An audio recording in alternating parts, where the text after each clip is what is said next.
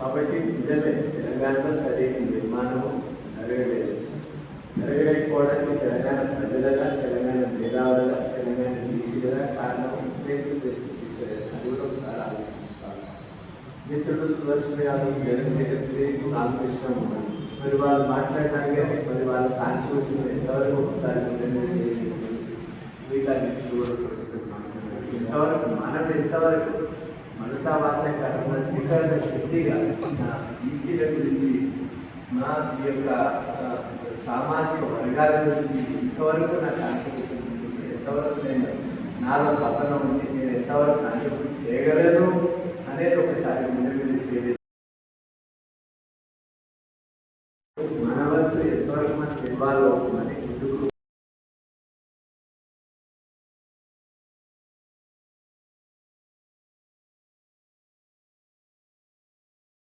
మన వరకు ఎంతవరకు మనకి ఇన్వాల్వ్ అవుతుందని ముందుకు